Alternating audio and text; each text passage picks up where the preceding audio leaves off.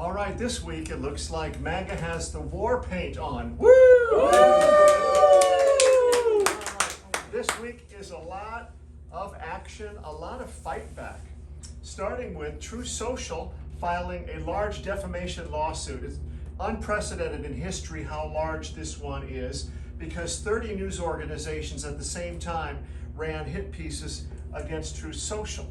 So True Social drops a $1.5 billion lawsuit on MSNBC, Daily Mail, Reuters, Axios, more. Woo! And what's nice is a Trump-appointed judge is going to preside the case. Woo! And so, of course, the mainstream media does what the mainstream media tries. They want us to believe we're one, conservative among many, when in fact, America, the reality of America is this. Most of America is conservative outside of the big cities. And again, what the media wants to do is keep the majority silent. So the media, they're silent about the majority, but it's not the majority, the conservatives, that are silent per se. Some excitement through the nation. Fort Dodge, Iowa was excited. A visit with President Trump. The stands full, the people really excited. Also, down along the border in Texas, same thing. In this case, it was authorities that were excited. Everybody wants their picture taken with one particular guy right there, President Trump.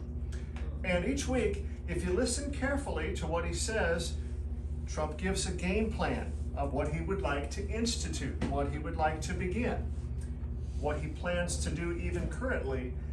And he says, you know, right now we have so much evidence of election fraud. I look forward to introducing it at my trials.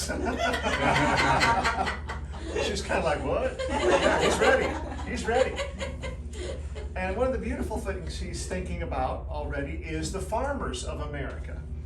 And he said this week, under my leadership, we will have a rebirth of loyalty to the American farmer, starting at noon on Inauguration Day 2025, he vowed. Oh. Woo! That just gives me the shivers. Really? A rebirth of loyalty, because the farmland is the heartland, it's the heartbeat of America. And he's not only thinking about that, he's thinking about the condition of America, the condition of the inner cities. And while he was at Iowa, the crowd in his Iowa rally was chanting, USA, USA. And then he interjects to the crowd, he goes, this is really what our country's all about. We're going to bring it back. We are going to bring it back from hell. And as you can see, some of our inner cities not too long ago looked like that. So we are going to be winning in policy, and right now, interestingly, we are winning in the courts. Why? Because there was a Colorado judge just recently who ruled that Trump must appear on the ballot. He must.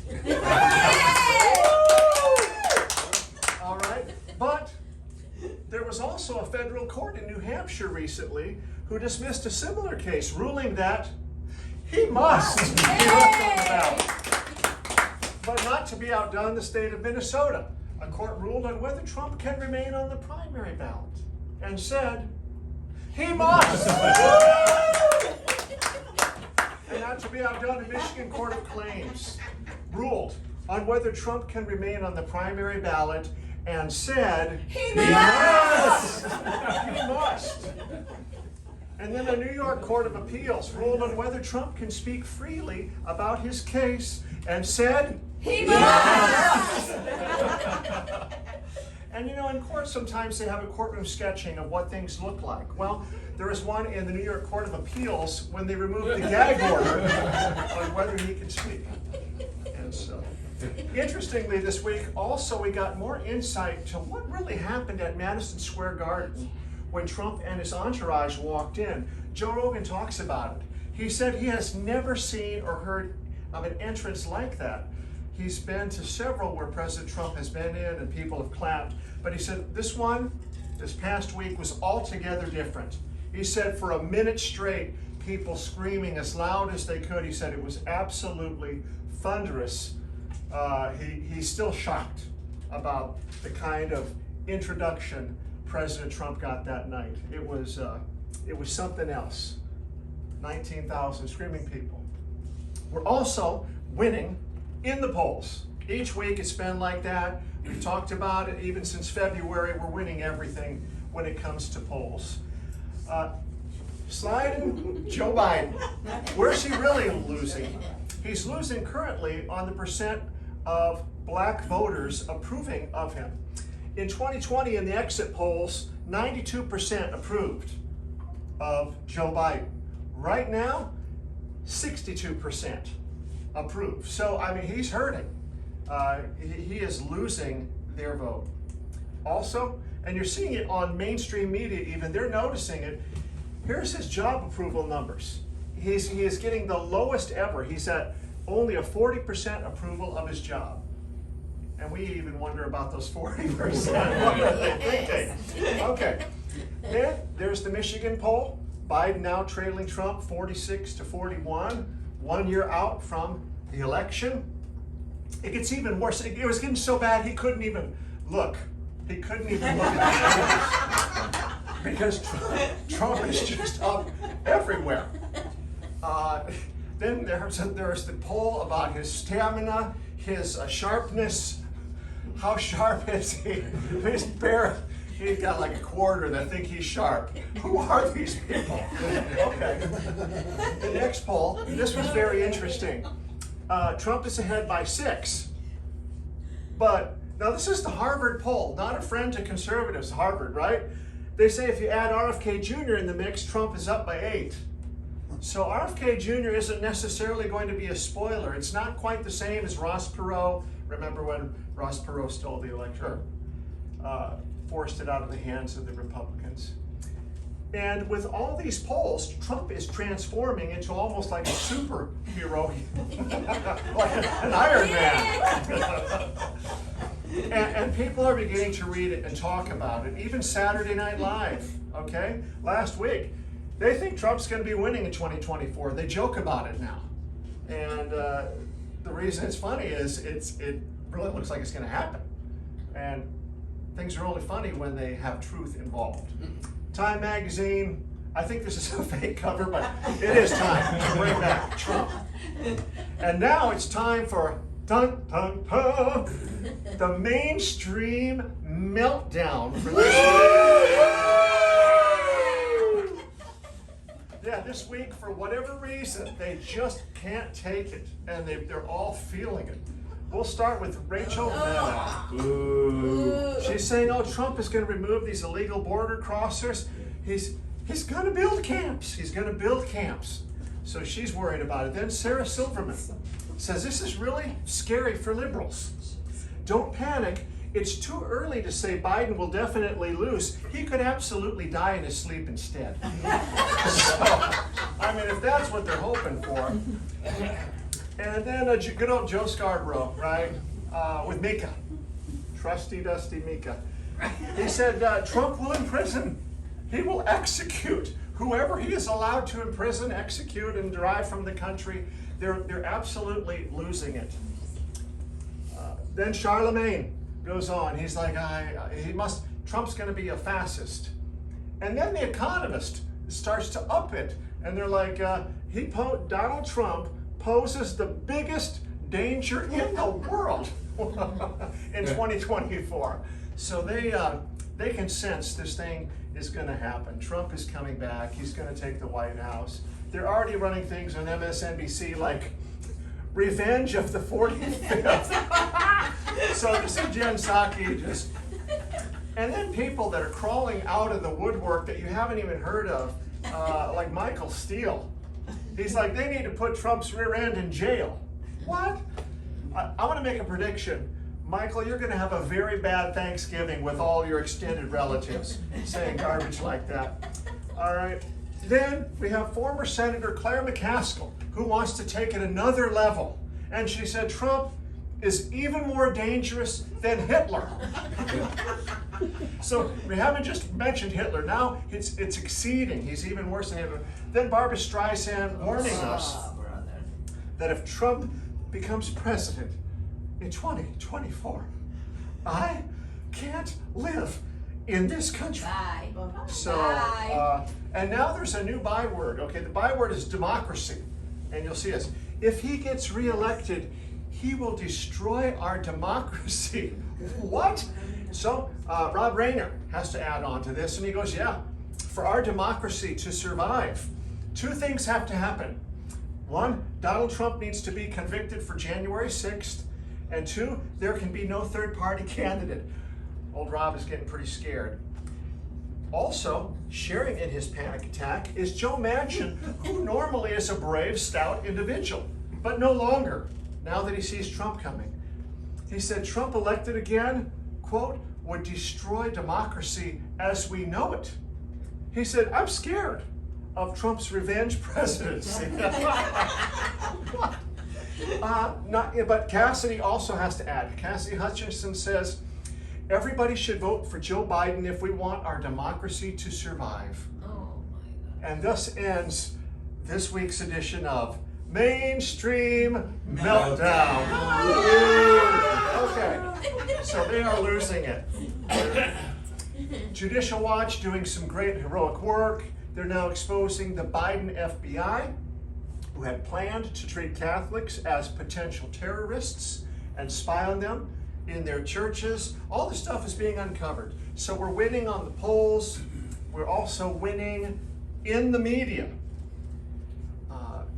Clandestine, who has his big site out on Twitter, talks about how every media narrative the last few years has been shown to be an abject lie.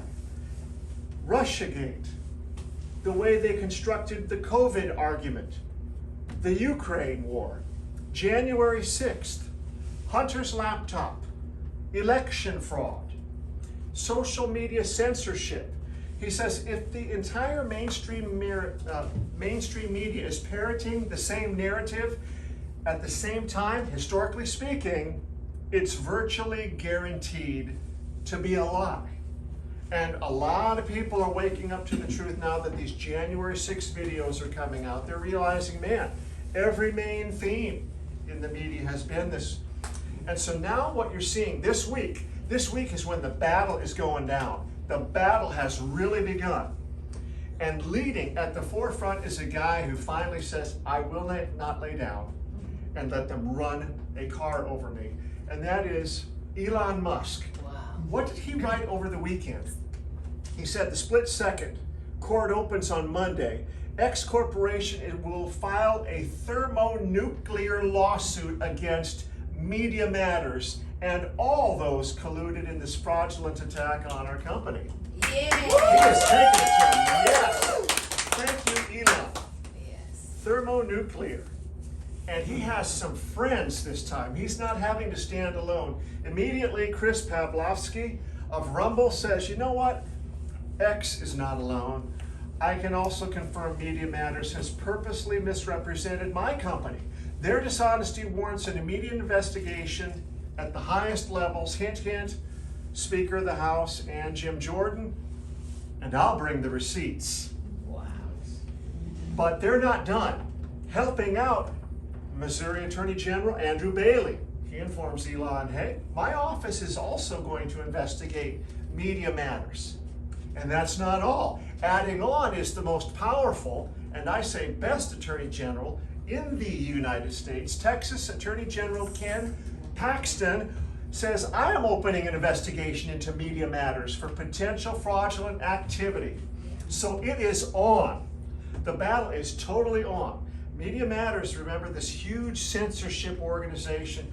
You'd be amazed what they try to shut down and curtail when it comes to free speech. But free speech is alive and well, especially out on X, on Twitter, with Tucker Carlson running wild. Here he's defending free speech this past week with Candace Owen. You see him a few days before over in Spain, defending democracy. And liberals can't take it. They can't take what's going on over at Twitter, at X. You have has-been Keith Olbermann saying, it's time for the government of the U.S. to ban X. They're losing it. Also winning in the news media is the Dan Bongino show. It is now the 4th highest podcast in America. This is huge. So he is being set in a way to be the next Rush Limbaugh.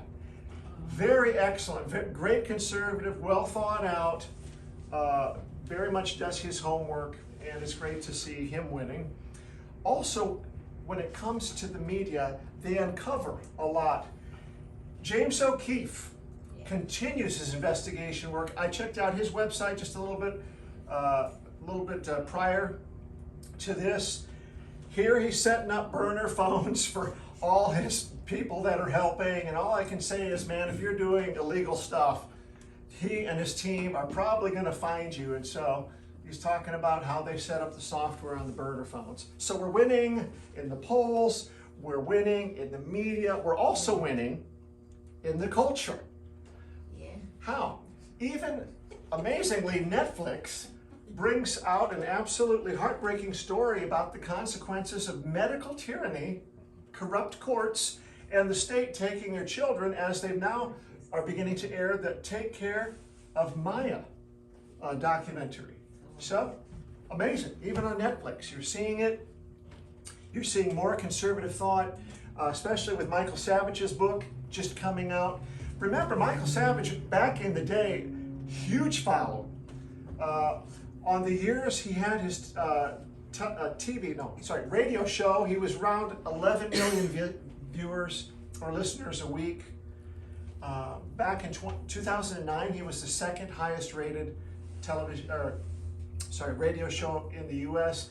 Now he's got a podcast. About 2 million follow him. So his whole book, the big premise is he's going after George Soros. He is laying out what Soros has done to the courts and everywhere. Also, you can tell we're winning in the culture as Bud Light continues the fiasco. Anheuser-Busch's chief U.S. marketing officer is now out the door, stepping down. And they've had a terrible quarter. We also see that we're winning in the culture with what the U.S. Army is doing. They have now sent letters to all former troops that in the light of the removal of COVID-19 vaccine requirement, you can now reapply, you can get your discharge changed. Dishonorable discharges can now potentially be removed or reversed. And so they're inviting these unvaccinated troops back into the military. Yes. About time. Also, we find on BeckerNews.com, the DOJ is preparing for a surge of COVID vaccine injury lawsuits. It's on the way coming. We also want to give a shout out to Javier Milei, new president of Argentina. He is something else. They're going to now move the embassy of Argentina over to Jerusalem. Who is Javier Milei? Well, in 30 seconds, here's who he is. Javier considers Pope Francis a filthy leftist. Yes. Wow. He has called climate change a lie of socialism. Yes. His governing philosophy is that you can't give blankety-blank leftists an inch. Yes. He pledges to end the Central Bank of Argentina. His view on China is, I don't cut deals with communists. And his views on abortion is, when you construct on the basis of an incorrect moral principle, the result is filth. How can being able to kill other human beings be a right gained? As a liberal, I believe in the unrestricted right to life based on the defense of life, liberty, and property. I defend life. Biology says that life begins with conception. I think I like this guy. Yes. Very conservative. Argentina has just inherited a gem. Yes. Other good news coming in. Trump continues to rack up endorsements, looking stronger for 2024. Receives Texas Governor Greg Abbott's endorsement. Receives an endorsement by a former all-star wrestler, Glenn Jacobs, aka Kane. I think he is the mayor of, is it Knox County? Knox County, it's a city, I think. Also, Trump receiving the endorsement of Attorney General Todd Rokita, also receiving the endorsement of Senator Roger Marshall. But now we're getting into some interesting endorsements, if you want to call it this. Even hardcore leftists. We're talking about hardcore leftist Michael Rappaport. Okay, if you could filter out all of the profanity he says, he basically said the thing that triggered him was when he saw the blankety blanks in New York City rip down American flags on Veterans Day. And then he thinks about the economy and the interest rates and what it's like to buy a car, buy a house. And then he talks about the chaos in this country and around the world. And he says, if it comes down to Trump and smoking Joe Biden, voting for Trump is on the table. Wow. We never thought a guy like this would ever say such a thing. So people are getting red-pilled, and possibly the greatest endorsement for President Trump is from another black woman rapper, because these are the movers and the shakers in the black voting community. This is Azalea Banks. And she says she wants to vote for Trump because she believes you absolutely need guns. Okay, Azalea. That's what. And she claims that Biden running again is elder abuse. So I'm telling you, when black women rappers are now endorsing you, the Democrats are going to get a shellacking in 2024. They are waking up. Even the old school guys, like Judge Joe Brown, who was saying like amazing stuff. Judge Joe Brown going after Obama. He's like, Obama's name is fake. He starts going through all this. He goes, the background of him is fake. And he goes, but I don't have any problem with Trump either. Trump gave us the lowest unemployment for blacks, the most help with black colleges since Lyndon B. Johnson. And he goes on, he goes, I can't stand the Democrat Party. You've got a thing right now where they're trying to groom children in school. They're trying to install a secular religion as the official religion of the country. Wow! So Judge Joe Brown going to set the Thanksgiving table for many a conversation coming up this week. Oh yeah, so what's happening? They know it, you know it. Trump won. Yay! So, it's amazing, a lot's going on. Even Brad Pitt knows election integrity. It's not going away. You have people throwing down on this that normally don't speak about it much. Candace Owens says it's now been proven beyond a shadow of a doubt, Joe Biden and Kamala Harris cheated in the 2020 election with mail-in ballots. The Democrats colluded with big tech, state TV. Those were the real insurrectionists all along. Yes. Wow. Because she's kind of in some ways more of a moderate, but they're thinking about what? Election integrity. Also, you have election integrity specialist Seth Keshel. He goes, it seems like the blankety blank is about to hit the fan from what I'm hearing in regards to the Arizona Attorney General case. He said, you have only 280 votes between the candidates with thousands around the state from election day. He said, so many left uncounted. He goes, this could be the one. This could be the one. And he says, you got to step back and see what's happened. We're more than 3 years beyond the 2020 election, and still, every single day, new evidence of fraud and corruption comes out from nearly every single state. New York, Michigan, Hawaii, Georgia, you name it. Why? That's because some people refused to give up pursuit. Praise God for those fighters. It's mattering. How did it matter? We just found out how it mattered in Georgia. Judge Amy Totenberg has issued a huge decision regarding the voting machines. She says there is sufficient reason to believe that electronic voting machines used by the state have substantial flaws, and she scheduled a bench trial coming up here in just a few weeks on the 9th. Also out of Pennsylvania, you have Audit the Vote PA saying we got video showing that 386,000 votes were removed from the GOP Supreme Court candidate totals in a case where she ended up losing by 200,000, 207.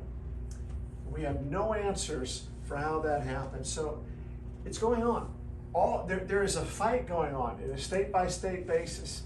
You also have a very big win that we just heard about today. The 8th Court struck a devastating blow against the left because the left was using these lawsuits. They would take random citizens, they would sic them on the local or state governments to try to throw out voter ID, throw out signature verification, throw out other safe election practices.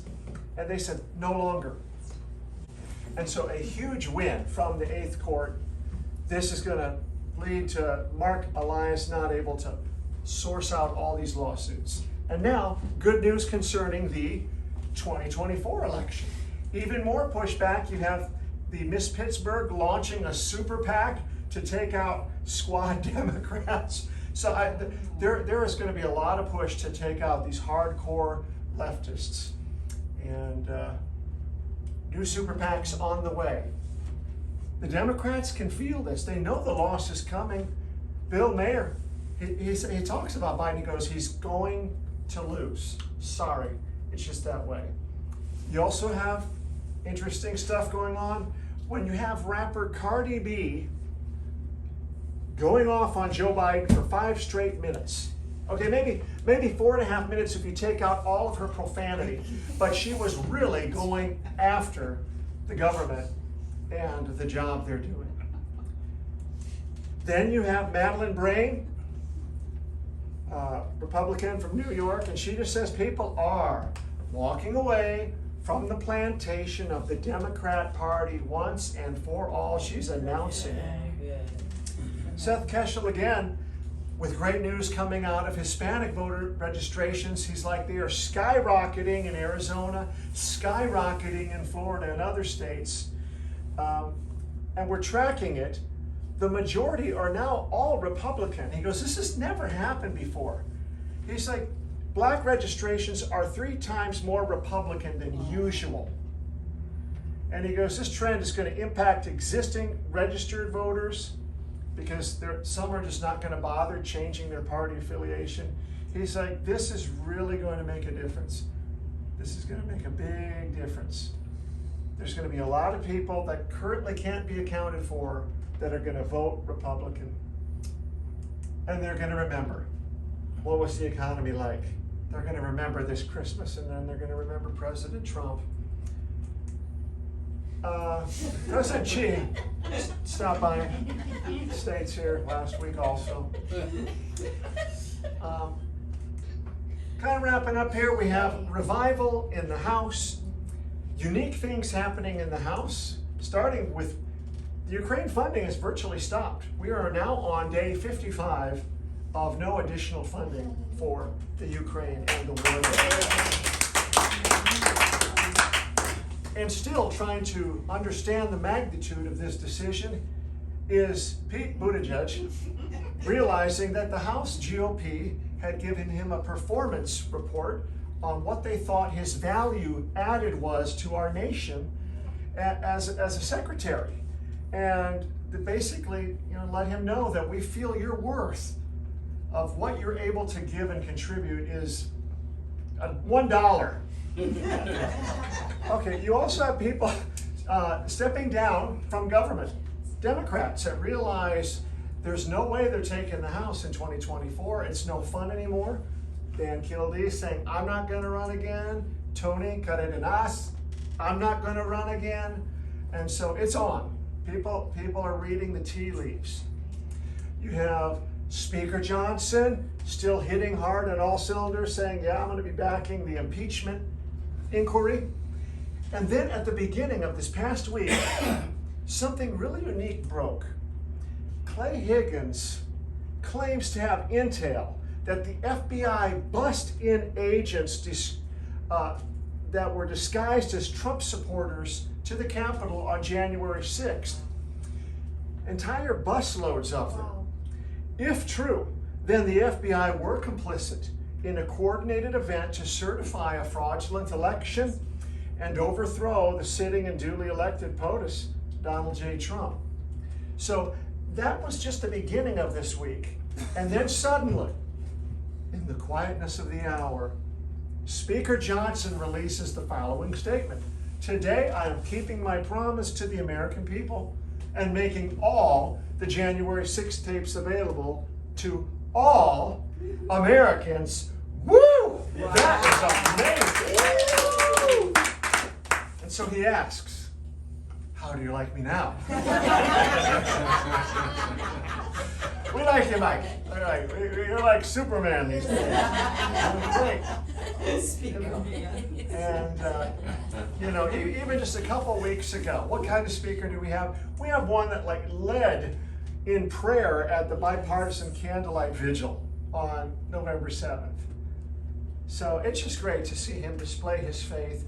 Even people like DC Draino was talking about, what has this performance been, this new speaker? Well, he said in just 1 month, he has endorsed President Trump, he's released the January 6 tapes, he's fired McCarthy's lawyer who blocked the Sequoia Capitol investigations, he sent a document request to Sequoia, he stopped Ukraine funding, he sent a subpoena to Hunter Biden.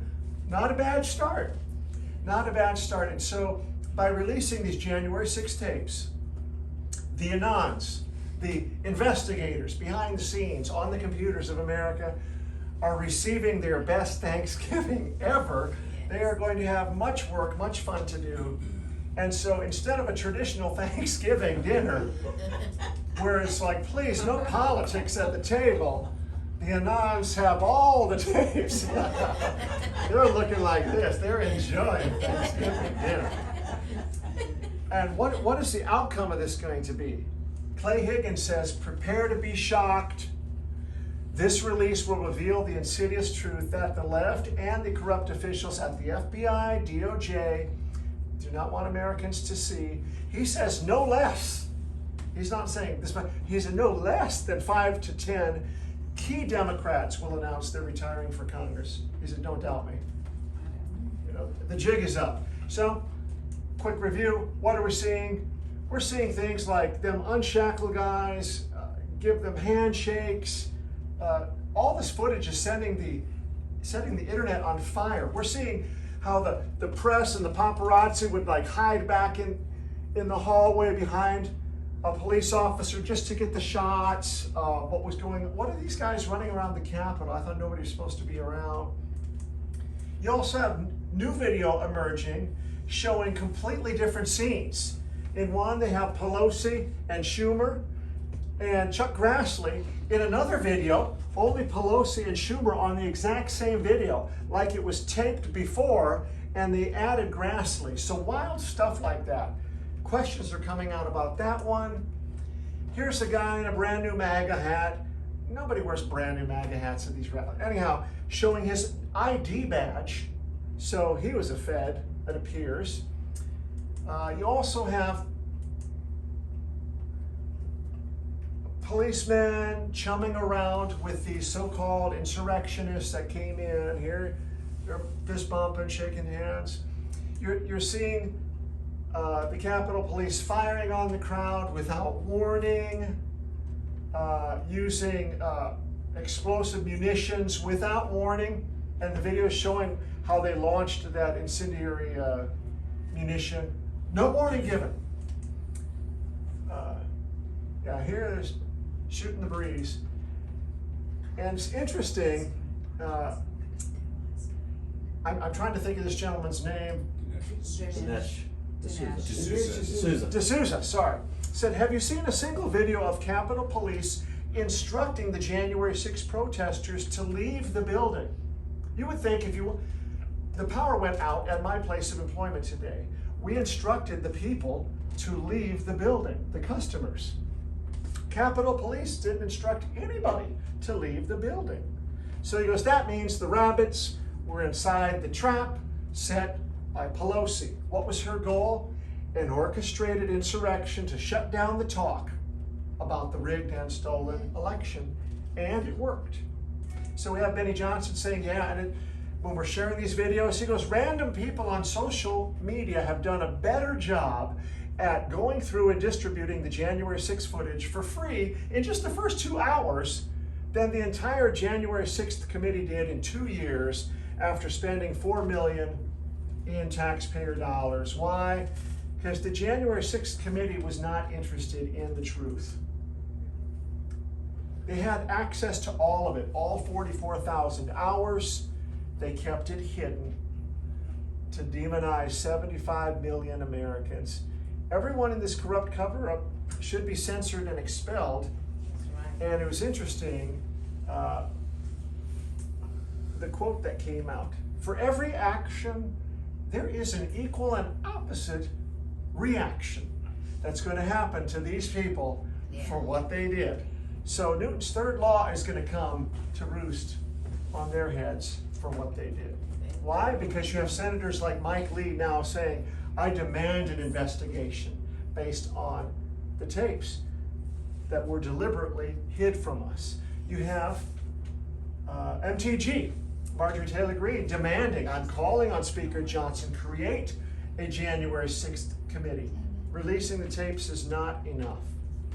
So all this is happening, and then for the last bit of good news, along with this revival that's going on in the House, you have encouraging prayer work that's being done behind the scenes.